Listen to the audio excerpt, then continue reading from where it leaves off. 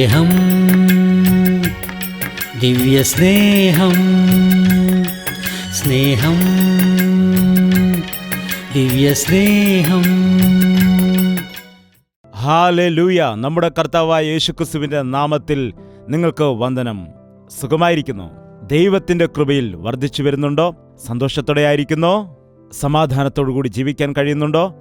സന്തോഷത്തോടുകൂടി സ്വസ്ഥതയോടുകൂടി ഈ ലോകത്ത് നാം സൗഖ്യത്തോടെ ആയിരിക്കേണ്ടതിന് നമ്മുടെ കർത്താവായ യേശുക്രിസ്തു നമുക്ക് വേണ്ടി കാൽവരിയിൽ മരിച്ച് നമ്മുടെ സകല പാപവും ശാപവും മാറ്റി സമാധാനത്തെയും അനുഗ്രഹത്തെയും നമുക്ക് നൽകിയിരിക്കുന്നു. അവ നിങ്ങൾക്ക് പ്രാപിക്കാൻ കഴിഞ്ഞില്ലെങ്കിൽ അതിൻ്റെ അർത്ഥം നിങ്ങൾ കർത്താവിൽ വിശ്വസിക്കുന്നില്ല എന്നും അതുപോലെ അവനോട് പ്രാർത്ഥിക്കുന്നില്ലെന്നും ആണ്. ഈ ദിവസം തന്നെ യേശുക്രിസ്തുവിന്റെ നാമത്തിൽ പ്രാർത്ഥിച്ചു നോക്കുക. അവൻ നിങ്ങൾക്ക് വേണ്ടി ചെയ്തതായ യാഗത്തെ ഓർത്ത് നിങ്ങളുടെ ജീവിതത്തെ അവനു വേണ്ടി സമർപ്പിക്കുക. അപ്പോൾ സമാധാനത്തോടെ, സന്തോഷത്തോടെ, തൃപ്തിയോടെ ഈ ലോകത്തിൽ ജീവിക്കുവാൻ കഴിയും. എല്ലാ പോരാട്ടങ്ങളെയും ജയിക്കുവാൻ കഴിയും. എല്ലാ പ്രശ്നങ്ങൾക്കും പരിഹാരം കണ്ടുപിടിക്കാനും കഴിയും. ഈ വലിയ ദൈവം നമ്മോട് കരുണ കാട്ടും, നമ്മെ നടത്തും, നമ്മെ ബലപ്പെടുത്തും, അവന്റെ രാജ്യത്തിന്റെ അവകാശികളായി നമ്മെ മാറ്റും. അപ്പോൾ ഈ ദിവസം ദൈവത്തിന്റെ വചനം കേൾക്കുവാൻ ഒരുക്കമാണല്ലോ. സങ്കീർത്തനം 127 3 വാക്യം വായിക്കുകയാണ്, കേൾക്കുക. മക്കൾ യഹോവ നൽകുന്ന അവകാശവും ഉദരഫലം അവൻ തരുന്ന പ്രതിഫലവും തന്നെ. മക്കൾ യഹോവ നൽകുന്ന അവകാശവും ഉദരഫലം അവൻ തരുന്ന പ്രതിഫലവും തന്നെ. ദൈവം ആദിയിൽ പുരുഷനെ സൃഷ്ടിച്ചപ്പോൾ തക്കതായ തുണയായിട്ട് സ്ത്രീയെയും സൃഷ്ടിച്ചു. പുരുഷനെയും സ്ത്രീയെയും ദൈവം തന്റെ സ്വരൂപത്തിലും സാദൃശ്യത്തിലുമായിട്ടാണ് സൃഷ്ടിച്ചത്. ഈ ഭൂമിയെ വാഴുന്നതിനു വേണ്ടിയും ഭൂമിയിൽ അനുഗ്രഹിക്കപ്പെട്ട് ഫലഭൂയിഷ്ടിയുള്ളവരായി നിറഞ്ഞു വരേണ്ടതിനും ദൈവം മനുഷ്യനെ അനുഗ്രഹിച്ചു. ദൈവം സന്താന ഭാഗ്യത്തോടുകൂടി മനുഷ്യരെ അനുഗ്രഹിക്കുവാനും ആഗ്രഹിച്ചു. യഥാർത്ഥത്തിൽ മക്കൾ മനുഷ്യർക്ക് എത്രത്തോളം സന്തോഷത്തെയും ആനന്ദത്തെയും കൊടുക്കുന്നു എന്നത് ഓർത്തു നോക്കുക. ഒരു സ്ത്രീക്കും പുരുഷനും തമ്മിൽ വിവാഹം കഴിഞ്ഞതിന് ശേഷം അവരുടെ ദാമ്പത്യ ജീവിതത്തിൽ ഉദരഫലം ഇല്ല എങ്കിൽ എത്രത്തോളം വേദനാജനകമായിരിക്കും. ആ സ്ത്രീ ആൺകുഞ്ഞിനെയും പെൺകുഞ്ഞിനെയും പ്രസവിക്കുമ്പോൾ അവരുടെ മധ്യത്തിൽ വലിയൊരു ബന്ധം ഉണ്ടാകുന്നത് നമുക്ക് കാണാൻ കഴിയും. അതുപോലെ സ്നേഹത്തോടുകൂടി വാത്സല്യത്തോടുകൂടി ആ കുടുംബം വളരുന്നതും കാണാൻ കഴിയും. സന്താന സൗഭാഗ്യമുള്ളവരായി അനുഗ്രഹിക്കപ്പെടൂ എന്നായിരുന്നു പണ്ടൊക്കെ അനുഗ്രഹിക്കുന്നത്. ഈ കാലത്തുണ്ടായിരിക്കുന്ന മനുഷ്യർ ഉദരഫലത്തിന്റെ കാര്യത്തിൽ കൃതജ്ഞത ഇല്ലാത്തവരായിരിക്കുന്നു. കുഞ്ഞുങ്ങളെ ഒരു ഭാരമായി കണക്കാക്കുന്നവരും ഇപ്പോൾ തന്നെ ഞങ്ങൾക്ക് മക്കൾ വേണ്ട എന്ന് പറയുന്നവരും തങ്ങൾക്കിഷ്ടമുള്ളപ്പോൾ കുഞ്ഞുങ്ങൾ മതി എന്ന് തീരുമാനിക്കുന്നവരും എത്രയോ ആളുകളുണ്ട്. ഉദരഫലം ദൈവം നൽകുന്ന ദാനമാകുന്നു എന്ന വിഷയം അവർ മറന്നുപോകുന്നു. ആരെങ്കിലും നിനക്കൊരു സമ്മാനം നൽകുമ്പോൾ വേണ്ട എന്ന് പറയുകയാണെങ്കിൽ സമ്മാനം നൽകുന്ന വ്യക്തിക്ക് എത്രമാത്രം ദുഃഖമുണ്ടാകും. ആ സമ്മാനം വാങ്ങിയിട്ട് നിങ്ങൾ താഴെയിട്ട് പൊട്ടിച്ചു കളഞ്ഞാൽ നൽകിയതായ വ്യക്തിക്ക് എത്രമാത്രം ദുഃഖമുണ്ടാകും. ദൈവം നമുക്ക് മക്കളെ നൽകിയിട്ട് നാം ആനന്ദിക്കണമെന്നും സന്തോഷിക്കണമെന്നും നാം ഫലം കായ്ക്കണമെന്നും ആഗ്രഹിച്ചിരിക്കുമ്പോൾ ദൈവം തന്ന ഉദരഫലത്തെ നാം തൃണവൽക്കരിക്കുമ്പോൾ ദൈവത്തിന് എത്രമാത്രം ദുഃഖമുണ്ടാകുമെന്നറിയാമോ? ഒരുപാട് ആളുകൾ ഈ കാലത്ത് ഗർഭഫലത്തെക്കുറിച്ച് കൃതജ്ഞത ഇല്ലാത്തവരായിരിക്കുന്നു. ഒരു വശത്ത് അനേകം കുടുംബങ്ങൾ ഗർഭഫലം ഇല്ലാതെ ഒരുപാട് ദുഃഖിക്കുന്ന സമയത്ത് മറുവശത്ത് ദൈവം കൊടുത്തതായ ഗർഭഫലത്തെ നശിപ്പിക്കുകയും ഗർഭത്തിൽ വെച്ച് തന്നെ കുഞ്ഞുങ്ങളെ കൊല്ലുകയും ചെയ്യുന്നവർ എത്രയോ ആളുകളുണ്ട്. ലോകത്തിൽ തന്നെ ശിശുക്കൾ ഇല്ല എങ്കിൽ നമ്മുടെ ജീവിതം എത്ര വേദനാജനകമായിരിക്കും. മാനവജാതിക്ക് എങ്ങനെ മുൻപോട്ട് പോകുവാൻ കഴിയും? കുഞ്ഞുങ്ങൾ നമ്മുടെ ഹൃദയത്തിന് എത്രയോ സന്തോഷമാണ് നൽകുന്നത്. അവരുടെ കുസൃതികളും അവരുടെ പൊട്ടിച്ചിരികളും അവരുടെ നിഷ്കളങ്കമായ ആ സന്തോഷം കാണുമ്പോൾ നമ്മുടെ ഹൃദയത്തിന് എത്രത്തോളം സന്തോഷമുണ്ടാകും. ഒരു കൊച്ചുകുട്ടിയോടൊപ്പം നാം കളിക്കുന്ന സമയത്ത് കോടിക്കണക്കിന് രൂപ കൊടുത്താൽ കിട്ടാത്ത സന്തോഷം കിട്ടുമെന്നറിയാമോ? മക്കൾ യഹോവ നൽകുന്ന അവകാശവും ഉദരഫലം അവന്റെ പ്രതിഫലവും ആകുന്നു. ഉദരഫലം ദൈവം തരുന്ന പ്രതിഫലമാണ്. മക്കൾ യഹോവ നൽകുന്നതായ അവകാശമാണ്. ദൈവം നമ്മെ അനുഗ്രഹിക്കുമ്പോൾ നാം ആൺമക്കളും പെൺമക്കളുമായിട്ട് സന്തോഷിക്കും. എന്നാൽ എത്രയോ ആളുകൾ ഇന്ന് തങ്ങൾക്ക് ലഭിച്ചതായ മക്കളെ തങ്ങളുടെ ഇഷ്ടപ്രകാരമാണ് അവരെ വളർത്തുന്നത്. മക്കൾ ദൈവം നൽകുന്നതായ അവകാശമാണ്. ഇന്ന് നമ്മുടെ ഭാരതത്തിൽ നോക്കുകയാണെങ്കിൽ അനേകം ആളുകളും പറയുന്നുണ്ട്, ഞങ്ങൾക്ക് ആൺകുഞ്ഞുങ്ങൾ മതി, പെൺകുഞ്ഞുങ്ങൾ വേണ്ട എന്ന്. പെൺകുട്ടി ജനിച്ചാൽ അവളെ പഠിപ്പിക്കണം, വിവാഹം കഴിച്ചയപ്പിക്കണം, അവള് മറ്റൊരു വീട്ടിലേക്ക് കയറിപ്പോകേണ്ടവളാണ്, അത് നമ്മുടെ ജീവിതത്തിൽ ഒരുപാട് ബാധ്യതയാണ് എന്നൊക്കെ പറയുന്ന ഒരുപാട് കുടുംബങ്ങളെ നമുക്കറിയാം. ഒരു ആൺകുട്ടി ജനിക്കുകയാണെങ്കിൽ ഇവനെ നല്ലവണ്ണം പഠിപ്പിച്ച് നല്ല ജോലിയൊക്കെ വാങ്ങിച്ചു കൊടുത്ത് ഒരുപാട് പണം നേടിയെടുക്കാൻ കഴിയും. ഇവന് നല്ലൊരു ജോലി ഉണ്ടെങ്കിൽ നല്ല സ്ത്രീധനം വാങ്ങിയിട്ട് കല്യാണം കഴിപ്പിക്കാൻ കഴിയും. അങ്ങനെ ആ രീതിയിൽ ഇവന് വേണ്ടി ചിലവഴിച്ച പണമെല്ലാം ആ സ്ത്രീധനത്തിൽ കൂടി നേടിയെടുക്കാൻ കഴിയുമെന്ന് പറയുന്നതായ വിവരദോഷികളും ഇന്നുണ്ട്. മക്കൾ യഹോവ നൽകുന്ന അവകാശമാണ്. ഭരണകർത്താക്കൾ പാവപ്പെട്ടവർക്ക് വസ്തുവകൾ കൊടുക്കുമ്പോൾ ആ പട്ടയത്തിൽ എന്തെഴുതിയിരിക്കുന്നെന്നറിയാമോ? ഇത് നിങ്ങൾ തലമുറയായിട്ട് അനുഭവിക്കാൻ വേണ്ടിയുള്ളതാണ്, എന്നാൽ ഇത് വിൽക്കുവാൻ പാടില്ല എന്നാണ്. എന്നാലും പലരും തെറ്റായ രീതിയിൽ അത് വിറ്റുകളയാറുണ്ട്. എന്നാൽ മക്കളെ ദൈവം അവകാശമായിട്ടാണ് നമുക്ക് നൽകിയിരിക്കുന്നത്. അവരെ ദൈവകൃപയിൽ വളർത്തി വലുതാക്കുക. അവർ നിന്നെ സഹായിക്കും. നിങ്ങളുടെ വാർദ്ധക്യകാലത്ത് അവർ നിനക്ക് ബലമായി തീരും എന്ന രീതിയിലാണ് മക്കളെ നൽകിയിരിക്കുന്നത്. അതല്ലാതെ ആ കുഞ്ഞുങ്ങളെ കൊണ്ട് വ്യാപാരം ചെയ്യിപ്പിക്കാനല്ലോ. ഇന്ന് അനേകം ആളുകൾ ചെറുപ്പം മുതൽ തന്നെ തങ്ങളുടെ മക്കളെ പണം എന്നൊക്കെ പറഞ്ഞ് വളർത്തി പഠിപ്പിച്ച് പണം സമ്പാദിക്കാൻ മാത്രമാണ് ജീവിക്കുന്നത് എന്ന രീതിയിൽ അവരെ പഠിപ്പിച്ച് ശീലമാക്കിയിട്ട് പിന്നീട് അവർ വിവാഹം കഴിഞ്ഞാൽ അവരുടെ കുടുംബ ജീവിതത്തിലും കടന്ന് ആ ഭാര്യാഭർത്താക്കന്മാരുടെ സന്തോഷം കെടുത്തുന്നു. അങ്ങനെ പണത്തിന് പ്രാധാന്യം കൊടുത്ത് തന്റെ ജീവിത പങ്കാളിയെപ്പോലും സ്നേഹിക്കാതിരിക്കുന്നതും ഇന്ന് കാണുന്നുണ്ട്. മിക്ക കുടുംബങ്ങളിലും അതാകുന്നു ഇപ്പോൾ പ്രശ്നം. വിവാഹത്തിന് ശേഷം മാതാപിതാക്കൾ അവരുടെ കുടുംബജീവിതത്തിൽ ഇടപെടുന്നത് കാരണം അവരുടെ കുടുംബത്തിൽ കലഹമുണ്ടാകുന്നതും കാണുന്നുണ്ട്. മക്കൾ ദൈവം നൽകിയിരിക്കുന്നതായ അവകാശമാണ്. ആ മക്കളെ വളർത്തി വലുതാക്കി ദൈവത്തിന് കൊള്ളാവുന്നവരാക്കി മാറ്റുക. അവരുടെ വിവാഹങ്ങൾ നടത്തിക്കൊടുത്ത് അവർ അവരുടെ കുടുംബത്തെ നോക്കേണ്ടതിനും പരിപാലിക്കുന്നതിനും വേണ്ടി സന്തോഷത്തോടെ സമാധാനത്തോടു കൂടി അവരും സമൃദ്ധിയുള്ളവരായി തീരുവാൻ നിങ്ങളും അവരെ സഹായിക്കുക. ദൈവം പെൺമക്കളെ നമുക്ക് പ്രതിഫലമായിട്ടാണ് നൽകിയിരിക്കുന്നത്. ആ പെൺകുട്ടികളെ ദൈവം നമുക്ക് ദാനമായിട്ട് നൽകിയതാണ്, അത് നാം ഓർക്കണം. അതുപോലെ ആ പെൺകുഞ്ഞിനെ നമുക്ക് ഒരു ദാനമായിട്ട് മറ്റൊരാൾക്ക് കൊടുക്കേണ്ടതാണ്. അതെ, ദൈവം നമുക്ക് പ്രതിഫലമായി നൽകിയിരിക്കുന്ന പെൺകുട്ടിയെ മറ്റൊരു വീട്ടുകാർക്ക് നാം പ്രതിഫലമായിട്ട് കൊടുക്കേണ്ടതാണ്. ആ പെൺകുട്ടിയിൽ കൂടി നമ്മുടെ ജീവിതത്തിൽ വന്നതായ അനുഗ്രഹവും നന്മയും ആ പെൺകുട്ടി നമുക്ക് നൽകിയിരിക്കുന്ന സന്തോഷവും നമുക്ക് മറക്കാൻ കഴിയുമോ? ഒരു വീട്ടിലുള്ളതായ ആൺകുട്ടിയെയും പെൺകുട്ടിയെയും നിങ്ങൾ ശ്രദ്ധിച്ചു നോക്കുക. ഈ കാലത്ത് ആൺകുട്ടികളെക്കാൾ അധികം പെൺകുട്ടികളാണ് മാതാപിതാക്കളെ കൂടുതൽ സ്നേഹിക്കാറുള്ളത്. പപ്പ ചോറ് കഴിച്ചു എന്ന് ചോദിക്കുന്നത് പെൺകുട്ടിയല്ലേ, അല്ലാതെ ആൺകുട്ടി ചോദിക്കില്ലല്ലോ. അമ്മ ഈ സാരി എടുത്തുകൊള്ളൂ എന്ന് പറയുന്നത് പലപ്പോഴും പെൺകുട്ടിയല്ലേ, അല്ലാതെ നിന്റെ ആൺമകൻ അങ്ങനെ പറയാറില്ലല്ലോ. പിന്നെ എന്തുകൊണ്ടാണ് ആൺകുട്ടികൾ മാത്രം മതി പെൺകുട്ടികൾ വേണ്ട എന്ന് പറയുന്നത്? എത്രയോ സഹോദരിമാർ പറയാറുണ്ട്, എനിക്ക് ഉണ്ടായത് പെൺകുഞ്ഞായതുകൊണ്ട് എൻ്റെ ഭർത്താവിൻ്റെ വീട്ടുകാരും കാണാൻ പോലും വരുന്നില്ല എന്ന്. ഇപ്പോൾ 6 മാസമായിരിക്കുന്നു, ഞാൻ എൻ്റെ സ്വന്തം വീട്ടിലാണ് ഇപ്പോൾ ആയിരിക്കുന്നതെന്ന് പറഞ്ഞ് കരയുന്നതായ എത്രയോ സഹോദരിമാർ ഉണ്ട്. സഹോദര, നിനക്ക് ആൺകുഞ്ഞ് ജനിച്ചാലും പെൺകുഞ്ഞ് ജനിച്ചാലും അത് നിന്റെ രക്തത്തിൽ നിന്ന് ജനിച്ചതായ ഒരു കുഞ്ഞല്ലേ.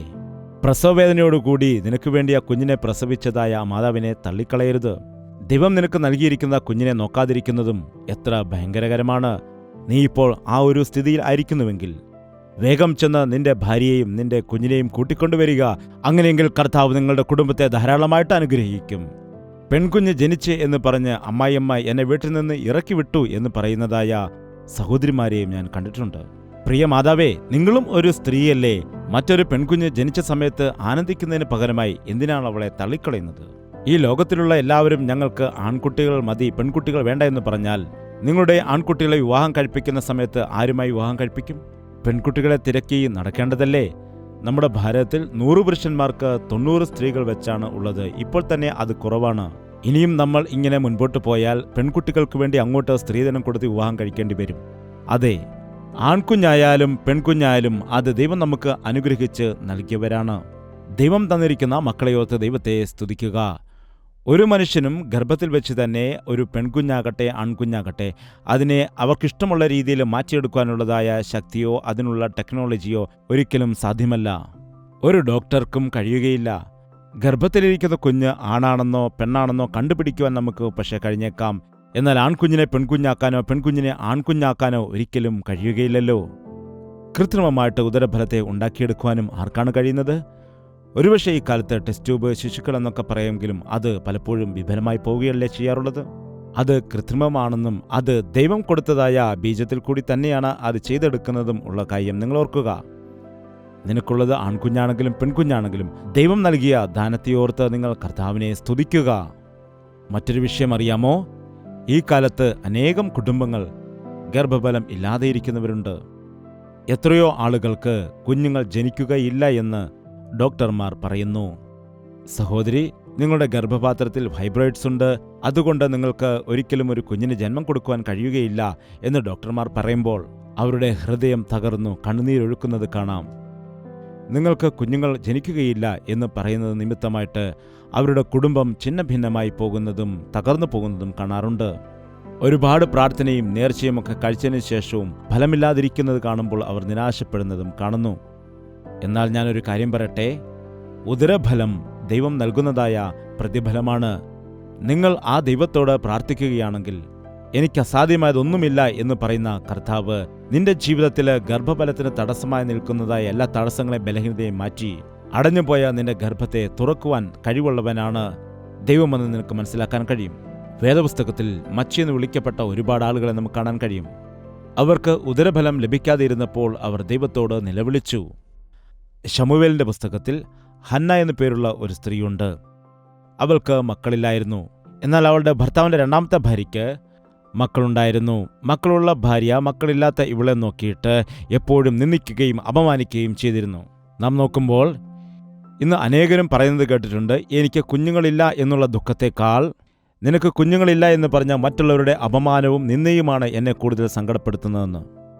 കുഞ്ഞുങ്ങൾ ഉള്ള ആളുകൾ കുഞ്ഞുങ്ങൾ ഇല്ലാത്തതായ ആളുകളെ കാണുന്ന സമയത്ത് അവരെ സ്നേഹിക്കുകയും അതുപോലെ അവരെ ആശ്വസിപ്പിക്കുകയും നിങ്ങളുടെ കുഞ്ഞുങ്ങളെ അവർക്കെടുക്കുവാൻ കൊടുക്കുകയും വാത്സല്യപ്പിക്കുവാൻ കൊടുക്കുകയും ചെയ്യുകയാണ് ചെയ്യേണ്ടത്. അതല്ലേ ശരി? ദൈവം നിനക്ക് കുഞ്ഞുങ്ങളെ നൽകി നിന്നെ അനുഗ്രഹിച്ചിരിക്കുമ്പോൾ നിന്റെ അയൽക്കാർക്കും അതുപോലെയുള്ള അനുഗ്രഹം ദൈവം കൊടുക്കുമെന്ന് നീ പൂർണ്ണമായും വിശ്വസിക്കണം. ഈ ഹന്ന പെനിന അവളെ നിന്ദിച്ചതായ സമയത്ത് അവളുടെ വാക്കുകൾ കേട്ടിട്ട് ഒരുപാട് ദുഃഖിക്കുകയും വേദനിക്കുകയും ചെയ്തു. അവസാനം അവൾ ആഹാരം പോലും കഴിക്കുന്നത് ഒഴിവാക്കി. അവൾ ദൈവത്തിന്റെ ആലയത്തിൽ പോവുകയും വരികയും ചെയ്യുന്നു. എന്നാൽ അവളുടെ ദുഃഖം മാത്രം മാറുന്നില്ല. അവളുടെ ഭർത്താവ് ചോദിച്ചു, ഞാൻ നിനക്കുണ്ടല്ലോ, 1000 മക്കളെക്കാൾ ഞാൻ ഉത്തമനാണ് നിനക്ക് എന്ന് പറഞ്ഞ് അവളെ ആശ്വസിപ്പിക്കുവാൻ ശ്രമിച്ചു. എന്നാൽ അവൾ മക്കൾ ഇല്ലാത്തതായ വേദനയാൽ നിരന്തരം ദുഃഖിച്ചുകൊണ്ടേയിരുന്നു. ഈ കാലത്ത് പല ഭർത്താക്കന്മാരും ഭാര്യയ്ക്ക് മക്കളില്ലാതിരിക്കുമ്പോൾ അവരെ ആശ്വസിപ്പിക്കുന്നതിന് പകരമായിട്ട് ഭർത്താവും അവരെ നിന്ദിക്കുകയാണെങ്കിൽ എത്ര ഭയങ്കരമായ വിഷയമാണത്. നിന്റെ ഭാര്യയ്ക്ക് കുഞ്ഞുങ്ങൾ ഉണ്ടാകുന്നില്ല എന്ന് നീ പറയുമ്പോൾ അതിൽ നിന്റെ കുറവും ഉണ്ടെന്ന് നീ മനസ്സിലാക്കുന്നുണ്ടല്ലോ. നിങ്ങൾക്ക് കുഞ്ഞുങ്ങൾ ഉണ്ടാകുന്നില്ല എന്ന് പറയുമ്പോൾ അതിൽ നിന്റെ കുറവും ഉണ്ടെന്നുള്ളതായ കാര്യം നിങ്ങൾ മറക്കരുത്. നിന്റെ ഭാര്യയ്ക്ക് കുഞ്ഞുങ്ങൾ ജനിക്കുന്നില്ലെങ്കിൽ നീ നിന്റെ ഭാര്യയെ ആശ്വസിപ്പിക്കുവാൻ ശ്രമിക്കുക. നിങ്ങൾ രണ്ടുപേരും ചേർന്നുകൊണ്ട് പ്രാർത്ഥിക്കുക. ദൈവം തന്റെ അത്ഭുത കാര്യങ്ങൾ ചെയ്യും. ബൈബിളിൽ ഇസ്ഹാക്ക് എന്ന ഒരു വ്യക്തിയെ കാണാൻ കഴിയും. അവന്റെ ഭാര്യയായ റിബേക്കയ്ക്ക് കുഞ്ഞുങ്ങളില്ലാതെ ഭാരപ്പെട്ടതായ സമയത്ത് ഇസ്ഹാക്ക് അവൾക്കു വേണ്ടി ദൈവത്തോട് പ്രാർത്ഥിച്ചു. ദൈവം അവന്റെ പ്രാർത്ഥന കേൾക്കുകയും റിബേക്കയുടെ ഗർഭത്തെ തുറക്കുകയും ചെയ്തു. അവർക്ക് ഇരട്ടക്കുട്ടികളെ ലഭിച്ചു. അതെ, നിങ്ങൾ ഭാര്യയും ഭർത്താവും ഒരുമിച്ച് പ്രാർത്ഥിക്കുകയാണെങ്കിൽ സകലവിധ പിശാചിന്റെ തന്ത്രങ്ങളിൽ നിന്നും ദുരാത്മാവിന്റെ പ്രവർത്തികളിൽ നിന്നും നിങ്ങളെ ദൈവം വിടുവിക്കും. നിങ്ങളുടെ ജീവിതത്തിലെ സകല ബന്ധനങ്ങളെയും അവൻ അഴിച്ചുമാറ്റും. അടഞ്ഞുപോയ ഗർഭത്തെ തുറന്ന് നല്ല കുഞ്ഞുങ്ങളെ കർത്താവ് നൽകാനിടയാകും. ഭാര്യയ്ക്ക് കുഞ്ഞുങ്ങൾ ഉണ്ടാകുന്നില്ല എന്ന് പറഞ്ഞ് അവളെ ഉപേക്ഷിച്ച് മറ്റൊരാളെ വിവാഹം കഴിക്കുന്ന പുരുഷന്മാരെ കാണുന്നത് എത്ര ദുഃഖകരമാണ്. ആ ഭാര്യയ്ക്കും കുഞ്ഞുങ്ങൾ ഉണ്ടാകുമോ ഇല്ലയോ എന്ന് നിനക്ക് എങ്ങനെ അറിയുവാൻ കഴിയും? നിന്റെ ഭാര്യയെ ഓർത്ത് നീ പ്രാർത്ഥിക്കുക. ദൈവത്തിന് അസാധ്യമായത് ലോകത്തിലൊന്നും തന്നെയില്ല. നീ ദൈവത്തോട് നിലവിളിക്കുകയാണെങ്കിൽ പ്രാർത്ഥിക്കുകയാണെങ്കിൽ നിന്റെ ഗർഭത്തെ അവൻ തുറക്കുവാനിടയാകും. അതെ, ഇന്ന് അനേകം ആളുകളുടെ കുടുംബത്തിൽ അവർ കുഞ്ഞുങ്ങളില്ലാതെ ഭാരപ്പെട്ട സമയത്ത് ദൈവത്തോട് നിലവിളിച്ച് പ്രാർത്ഥിച്ച സമയത്ത് അവർക്ക് കുഞ്ഞുങ്ങളെ കൊടുത്തതായിട്ട് നമുക്കറിയാം. 7 വർഷങ്ങൾക്ക് ശേഷം, 8 വർഷങ്ങൾക്ക് ശേഷം, 13 വർഷങ്ങൾക്ക് ശേഷം, 15 വർഷങ്ങൾക്ക് ശേഷവും അവർ ദൈവത്തോട് വിശ്വസ്തയോടെ പ്രാർത്ഥിച്ചപ്പോൾ ദൈവം അവരുടെ പ്രാർത്ഥന കേട്ട് കുഞ്ഞുങ്ങളെ കൊടുത്തത് എത്രയോ ആളുകളുടെ സാക്ഷ്യത്തിൽ കൂടി കേട്ടിട്ടുണ്ട്. അതുകൊണ്ട് നിങ്ങളുടെ ജീവിതത്തിലും ദൈവം ഒരു അത്ഭുതത്തെ ചെയ്യും. നിങ്ങൾ ദൈവത്തിന്റെ സന്നിധിയിലേക്ക് കടന്നു ചെന്ന് പ്രാർത്ഥിക്കുവാൻ വേണ്ടി നിങ്ങൾ ശീലമാക്കുക. സഹോദരി, കുഞ്ഞുങ്ങളില്ല എന്ന ദുഃഖത്തോടുകൂടി നീ ഇരിക്കുന്നതിനേക്കാൾ നിന്റെ ദുഃഖമെല്ലാം ദൈവത്തിന്റെ സന്നിധിയിൽ വെള്ളത്തെ പകരുന്നത് പോലെ പകരുന്നത് കാരണം നിന്റെ ഭാരമെല്ലാം ദൈവസന്നിധിയിൽ നീ ഏൽപ്പിച്ചു വെക്കുകയാണെങ്കിൽ നിന്റെ ജീവിതത്തിലൊരു അത്ഭുതത്തെ കാണുവാനായിട്ട് കഴിയും. നിന്റെ ഭാര്യയ്ക്ക് കുഞ്ഞുങ്ങൾ ഉണ്ടാകുന്നില്ല എന്ന് പറഞ്ഞ് നിന്ദിക്കുന്നതിനേക്കാൾ നിന്റെ ഭാര്യയ്ക്ക് വേണ്ടി നീ ദൈവത്തിന്റെ സന്നിധിയിൽ പ്രാർത്ഥിക്കുകയാണെങ്കിൽ ഭാര്യയ്ക്ക് ദൈവം കുഞ്ഞിനെ കൊടുക്കുകയും നിങ്ങൾ സന്തോഷിക്കുകയും ചെയ്യാനിടയാകും. കുഞ്ഞുങ്ങളില്ല എന്നുള്ളതിനാൽ ഭാര്യയെ ഉപേക്ഷിച്ച് മറ്റൊരാളെ വിവാഹം കഴിക്കാൻ തീരുമാനിച്ചിരിക്കുന്ന സഹോദര, നിന്റെ ആലോചന നീ മാറ്റിവെക്കുക. ദൈവം നിനക്ക് നൽകിയിരിക്കുന്ന ഭാര്യയെ അവൻ അനുഗ്രഹിക്കുമെന്നും നിങ്ങൾക്ക് സന്താന ഭാഗ്യം ദൈവം നൽകുമെന്നും നിങ്ങൾ വിശ്വസിച്ച് കർത്താവിന്റെ സന്നിധിയിൽ പ്രാർത്ഥിക്കുക. അതുപോലെ നിങ്ങളുടെ വിഷയങ്ങൾക്ക് വേണ്ടി ഞങ്ങളും പ്രാർത്ഥിക്കണമെന്ന് നിങ്ങൾ ആശിക്കുന്നുണ്ട് എങ്കിൽ നിങ്ങളുടെ പേരും വിവരവും അറിയിക്കുക. ഞങ്ങളും ഒരുപാട് ആളുകൾക്ക് വേണ്ടി ദൈവസന്നിധിയിൽ പ്രാർത്ഥിക്കുമ്പോൾ ദൈവം ഞങ്ങളുടെ പ്രാർത്ഥന, ഞങ്ങളുടെ നിലവിളിയും ഭാരങ്ങളുമെല്ലാം കേട്ടുകൊണ്ട് അത്ഭുതകരമായ രീതിയിൽ ഗർഭഫലത്തെ കൊടുത്തിട്ടുണ്ട്. യേശുക്രിസ്തുവിന്റെ നാമത്തിൽ സകലതും സാധ്യമാണ്. നമുക്ക് ഉദരഫലം നൽകുവാൻ കഴിവുള്ളവൻ ദൈവം മാത്രമാണ്. അതുകൊണ്ട് അവനോട് മാത്രം നാം നിലവിളിക്കുക. ആ ഹന്ന തനിക്ക് കുഞ്ഞുങ്ങൾ ഉണ്ടാകാതിരുന്നപ്പോൾ ഒരുപാട് ദൈവസന്നിധിയിൽ നിലവിളിച്ചു. ആലയത്തിൽ പോവുകയും വരികയും ചെയ്തു. എന്നാൽ ഒരു തവണ അവൾ ആലയത്തിൽ നിന്നുകൊണ്ട് മുഴങ്കാലിൽ വീണ് തന്റെ വേദനയും ഭാരവുമെല്ലാം ദൈവത്തിന്റെ സന്നിധിയിലേക്ക് പകരാനിടയായി. അപ്പോൾ ദൈവം അവൾക്ക് വലിയൊരു വാഗ്ദത്തം കൊടുത്തു. അടുത്ത വർഷം നിന്റെ മടിയിലൊരു കുഞ്ഞുണ്ടായിരിക്കും എന്ന വലിയൊരു വാഗ്ദത്തം പ്രാപിച്ചുകൊണ്ട് അവൾ പോയി. അവൾ പ്രാർത്ഥന കഴിഞ്ഞ് എഴുന്നേറ്റ് അന്നു മുതൽ അവളുടെ മുഖം വാടിയിരുന്നിട്ടില്ല എന്ന് നാം കാണുന്നു. ഓർക്കുക, നീ എപ്പോഴും കണ്ണുനീരൊഴുക്കിക്കൊണ്ട് ദുഃഖത്തോടെ ആയിരിക്കേണ്ടതായ ആവശ്യമില്ല. ദൈവസന്നിധിയിൽ മുഴങ്കാൽ മടക്കി പ്രാർത്ഥിച്ചുകൊണ്ട് അവൻ നൽകുന്ന വാഗ്ദത്തങ്ങൾ പ്രാപിച്ച് കർത്താവിന്റെ സന്നിധിയിൽ സന്തോഷത്തോടെ ആയിരിക്കുക. തക്ക സമയത്ത് അവൻ നിങ്ങളുടെ ജീവിതത്തിൽ ദൈവത്തിന്റെ വാഗ്ദത്തം നൽകാനിടയാകും. ഹന്ന പറഞ്ഞു, ദൈവസന്നിധിയിൽ ഒരു പൈതലിനെ നൽകിയാൽ അവനെ നിനക്ക് തന്നെ നൽകാം എന്ന്.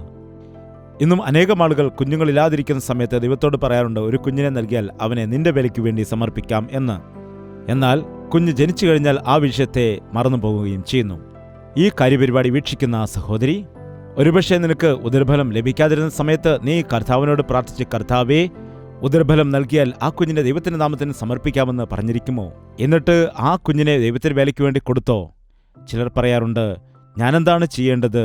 ദൈവത്തിനു വേണ്ടി ജീവിക്കുക, ദൈവത്തിന്റെ വേല ചെയ്യുക എന്ന് പറയുമ്പോൾ എൻ്റെ മകൻ എന്നെ അനുസരിക്കുന്നില്ല, അവൻ്റെ ഇഷ്ടമുള്ളതുപോലെ ജീവിക്കുകയാണ് ചെയ്യുന്നതെന്ന് പറയാറുണ്ട്. നിങ്ങൾ നിങ്ങളുടെ കുഞ്ഞുങ്ങളെ ദൈവത്തിന്റെ വഴിയിൽ വളർത്തുകയാണെങ്കിൽ ബാലൻ നടക്കേണ്ടുന്ന വഴിയിൽ അവനെ അഭ്യസിപ്പിക്കുക. അവൻ വൃദ്ധനായാലും അത് വിട്ടുമാറുകയില്ലെന്ന് ദൈവത്തിന്റെ വചനം പറയുന്നു. ഈ ഹന്ന ദൈവസന്നിധിയിൽ പ്രാർത്ഥിച്ചു പറഞ്ഞു, എനിക്കൊരു മകനെ നൽകിയാൽ അത് നിന്റെ വിലയ്ക്ക് വേണ്ടി സമർപ്പിച്ചു കൊള്ളാമെന്ന്. അതുപോലെ തന്നെ ആ കുഞ്ഞ് അവന്റെ പാലുകൂടി മാറിയ സമയത്ത് ദേവാലയത്തിലേക്ക് 3-4 വയസ്സുണ്ടായിരുന്ന സമയത്ത് ആ പൈതലിനെ കൊണ്ടുവന്ന് ദേവാലയത്തിൽ ഏൽപ്പിച്ചു. അവന്റെ പേരാണ് ശമൂവേൽ. ദൈവത്തിന്റെ ആലയത്തിൽ വളർന്നതായ ആ ശമൂവേൽ വലിയൊരു പുരോഹിതനായി മാറി, അനേകർക്ക് അനുഗ്രഹമായിട്ട് മാറി.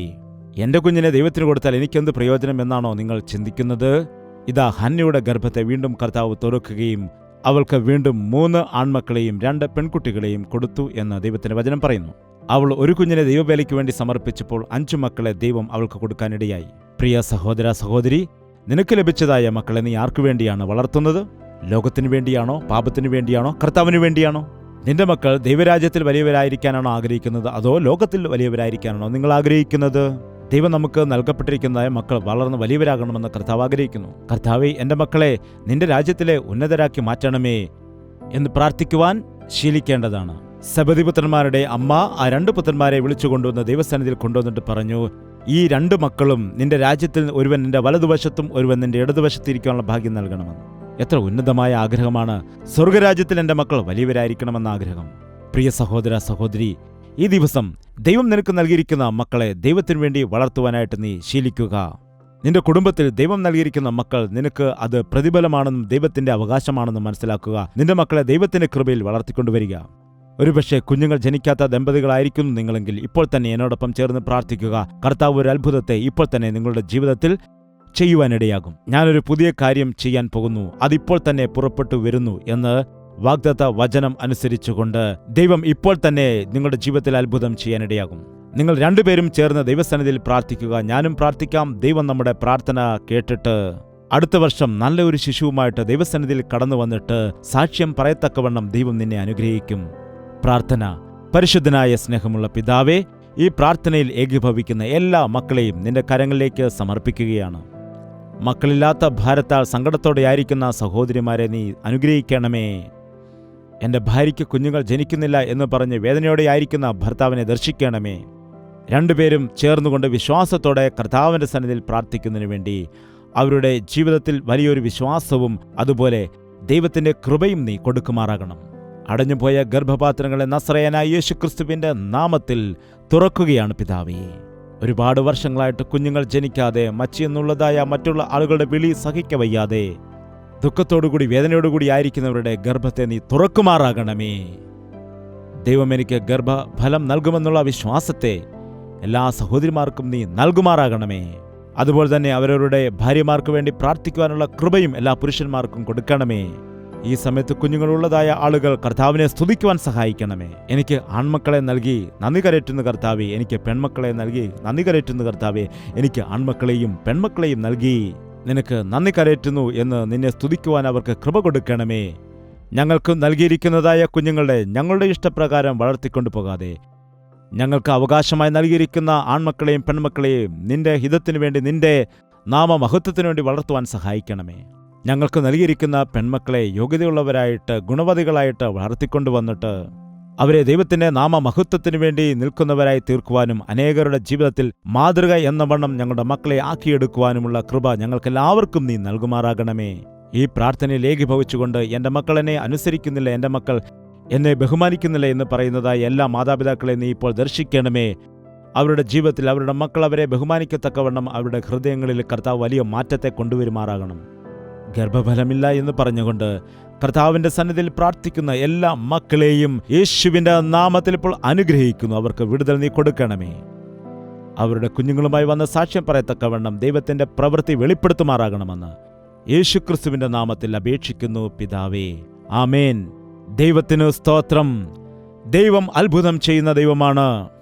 നിങ്ങൾക്ക് ഉദരഫലമില്ല എങ്കിൽ കർത്താവിൻ്റെ സന്നിധിയിൽ നിങ്ങൾ രണ്ടുപേരും ചേർന്ന് പ്രാർത്ഥിക്കുക. അടുത്ത വർഷമാകുമ്പോൾ നിങ്ങളുടെ കരങ്ങളിൽ ഒരു ശിശുവിനെ എടുക്കുവാൻ ദൈവം കൃപ നൽകും. ഒരുപക്ഷെ നിങ്ങൾക്ക് മക്കളുണ്ടായിരിക്കുമ്പോൾ ആ കുഞ്ഞുങ്ങളെ ദൈവത്തിൻ്റെ കൃപയിൽ വളർത്തുവാൻ കഴിയില്ല എങ്കിൽ ഈ ദിവസം മുതൽ നിങ്ങൾ തീരുമാനമെടുക്കുക. ദൈവത്തിൻ്റെ കൃപയിലും അവനോടുള്ള സ്നേഹത്തിലും കുഞ്ഞുങ്ങളെ വളർത്തിക്കൊണ്ടുവരുവാൻ പരിശ്രമിക്കുക. അവരുടെ ഇഷ്ടമനുസരിച്ച് അവരെ വളർത്താതെ ദൈവത്തിൻ്റെ കൃപയിൽ ആശ്രയിച്ചുകൊണ്ട് ദൈവരാജ്യത്തിന് കൊള്ളാവുന്നവരായി അവർ വളർന്നു വരുവാൻ കർത്താവിനോട് നിങ്ങൾ പ്രാർത്ഥിക്കുക. ദൈവം നിങ്ങൾക്ക് നൽകിയിരിക്കുന്ന മക്കൾ നിങ്ങളുടെ അവകാശമാണെന്നും പ്രതിഫലമാണെന്നും മനസ്സിലാക്കിക്കൊണ്ട് അവരെ യോഗ്യരാക്കിക്കൊണ്ട് വളർത്തിക്കൊണ്ടുവരുവാൻ നിങ്ങൾ പരിശ്രമിക്കുക. നിങ്ങളുടെ മക്കൾ ഇപ്പോൾ തന്നെ അനുസരണക്കേടുള്ളവരാണെങ്കിൽ, യൗവനപ്രായത്തിൽ അവർ വഴിതെറ്റിയിരിക്കുന്ന അവസ്ഥയിലാണ് എങ്കിൽ അവർക്ക് വേണ്ടി കർത്താവിൻ്റെ സന്നിധിയിൽ പ്രാർത്ഥിക്കുക. ദൈവത്താൽ അസാധ്യമായത് ഒന്നുമില്ല. മുടിയനായ പുത്രൻ തിരികെ വന്നതുപോലെ നിങ്ങളുടെ മക്കളും നിങ്ങളുടെ അരികിലേക്ക് തിരികെ വരുവാൻ അവരുടെ ജീവിതത്തെ ക്രമീകരിക്കുവാനും കർത്താവ് തൻ്റെ പ്രവൃത്തി ചെയ്യാനിടയാകും. മാതാപിതാക്കളായ നിങ്ങൾക്ക് നൽകിയിരിക്കുന്ന മക്കളെ ദൈവത്തിൽ ഭയഭക്തിയുള്ളവരായി വളർത്തുക.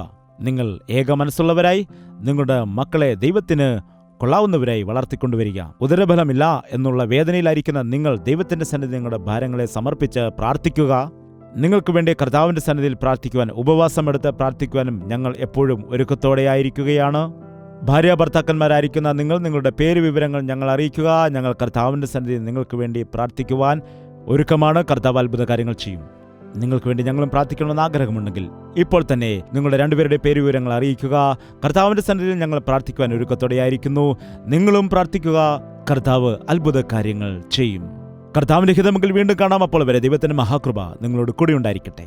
യേശുവേ യേശുവേ യേശുവേ യേശുവേ യേശുവേ യേശുവേ യേശുവേ യേശുവേ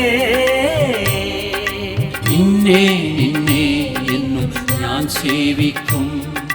നീ മാത്രം രാജാവെന്നും. നിന്നെ നിന്നെ എന്നും ഞാൻ സേവിക്കും. നീ മാത്രം രാജാവെന്നും. യേശുവേ യേശുവേ യേശുവേ യേശുവേ യേശുവേ യേശുവേ യേശുവേ യേശുവേ യേശുവേ യേശുവേ യേശുവേ